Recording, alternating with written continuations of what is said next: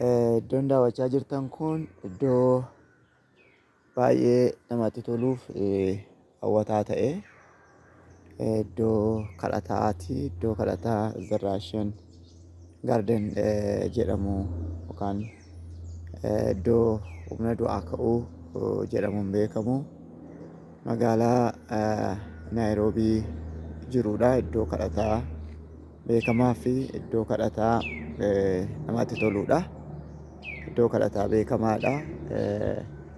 Haalli daawwachuu isaa waraabuudhaaf hin eeyyamamu yoo ta'e illee mee waa muraasa irraa isin agarsiisaa na hordofaa. Egaan akkuma jalqaba kaasee iddoon isaa baay'ee namatti tola. Mijataadhas. Eenyuyyuu dhufee kadhachuu danda'a. Kadhannaadhaaf iddoo mijataadha jechuudha. Baay'ee namatti tola dhugaadha. Dhugaa dubbachuu yoo ta'e iddoo baay'ee mijataadha. Iddoo kanatti afaanota baay'eetu barraa'ee jira. Afaanota hedduun caafamanii jiru. Afaanota 200 oltu jira. Garuu afaan Oromoo as keessa hin jiru. Giiziin illee jira. Amaariffi jira. Tigiriffi jira. Iddoo babarreeffamanii jiran kana keessa jechuudha. Kun hundumtuu ispoonsara ta'anii kan keewwamanidha. Garuu giiziin hin jiru. Afaan Oromoo hin jiru. Giiziin illee jira jechuudha. Kun hundumtuu barreeffama. Namatti tola egaa. Kun hundumtuu afaaniin jira. Hundumtuu kadhannaa yaa abbaa keenyaati. Barreeffamni kun tokkollee jijjiirama hin qabu. Kadhannaa yaa abbaa keenyaati hundisaa. Hordofaa.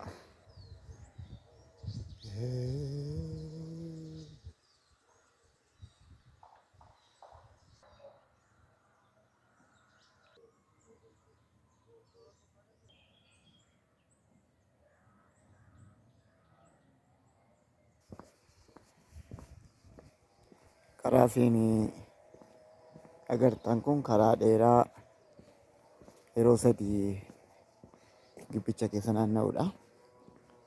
Karaan kun Salvation Road yookaan karaa fayyinaa jedhamuun karaa beekamudha. Egaan asirra naanna'aniiti kan kadhatan. Iddoo kadhataa hedduu qaba garuu asirra naanna'ameeti kan kadhatamu. Baay'ee namatti tola egaa. Baay'ee iddoo kadhataa mijataadha. Iddoo baay'ee namatti toluuf kabajamaa jechuudha. Egaan inni isin fuula duratti agartan kun immoo iddoo itti yeroo xumuraaf bartoonni gooftaa Yesuus Kiristoos wajjin itti maaddii nyaatan jedhamee iddoo yaadannoof qophaa'edha.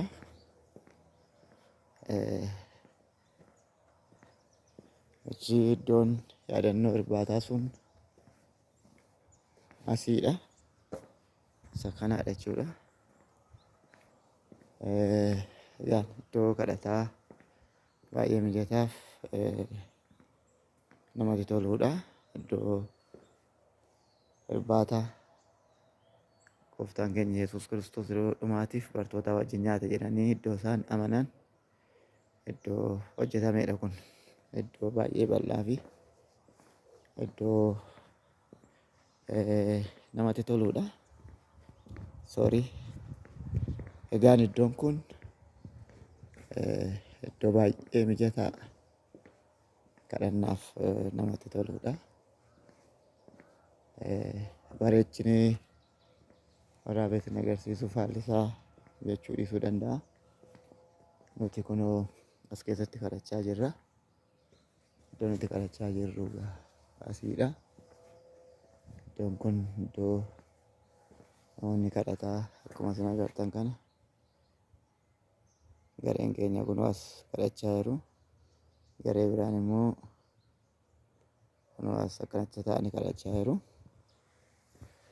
Egaan Salvation Roadiin asirra naannoftanii hamma dadhabdanitti naanna'uu gaafata. Hamma dadhabdanitti as keessa naannoftanii kadhachuudha jechuudha. As keessa naanna'anii kadhachuun namatti tola. Egaa wanni macaafarra jiru hundumtuu xiqsiisaa wajjin fakkiisaa wajjin as jira. Dhugaa dubbachuuf yoo ta'e waan Israa'el biyya Israa'el keessa jiru hundumaa asitti argattu. Asitti argattu baay'ee kan namatti tolu. Garuu kana keessa naanna'anii daawwachuun lixanii kadhachuun kaffaltii birrii tokko illee hin qabu. Tola seentu jechuudha. Tola seentu. Tola seentaniiti kan kadhatamu. Yoo geest haawusii isaanii qabattan duwwaa kaffaltii qaba. Kan kana achi birrii tokko illee kaffaltii hin qabu jechuudha. Eenyu dhufee as keessa naanna'ee waan jiru hundumaa daawwatee ilaalee kadhachuu danda'a. Egaan Salvation Road walakkeessa amma kan deemaa jiru iddoo baay'ee xiqqaa jechuudha. Naanna'ee daawwadhee isin agarsiisuuf egaa eeyyamamaa miti jechuudha. Sababiin akka daawwattaniif barbaade waan inni iddoo kana baay'ee jaalladheefidha. Namatti tola. Iddoo baay'ee mijataa fi iddoo namatti toludha. Egaa iddoon kadhataa keenyaa fi dhuunfaadhaan immoo iddoo itti kadhatamu jira. Nu kun immoo yoo naa eeyyamaniif iddoo awwaalchaati. Awwaalchichi duwwaa akka jiru kan agarsiisudha. Qabxiin kun yoo banaa ta'eef isin daawwachiisa. Turtii gaarii.